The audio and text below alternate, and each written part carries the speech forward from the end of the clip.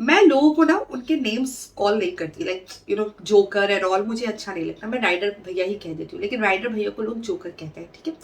अब क्यों कहते हैं वो तो आप लोग खुद ही जानते होंगे, मैं नहीं कह रही, मैं राइडर भैया ही कह रही हूँ। अब यहाँ पे ना इनके इनके hateful interviews on and on है, ठीक है। अब यहाँ पे लड़कियों के बारे में कुछ बात करें, अब यहाँ पे इनके डबल स्टैंडर्ड्स देखें।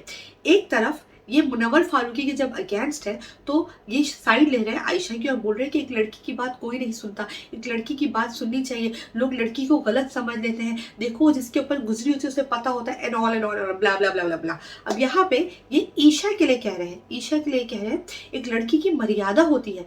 अब मेरी मम्मी है ना, उन्होंने आज तक मेरे जो डैडी है उनको, डैड जो है उनको कभी पलट के कुछ नहीं बोला, चाहे मेरे पिताजी ने कितना भी सुना दिया हो, मेरी मम्मी के मुंह से उफ तक नहीं निकला।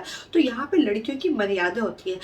हम उस फैमिली से आए हैं जहाँ पे हमने देखा है कि औरतें जो होती है ना वो मर्द को जवाब नहीं देती है। ये भी कह रहे हैं कि इनकी कोई सिस्टर है, अब वो जो सिस्टर है ना वो इनके सामने किसी लड़के से बात नहीं कर सकती, इतना इनका डर है। अब यही यही यही राइडर भैया अंदर आयशा को कह रहे थे बोलो बोलो खोलो सारी कहानी खोल दो।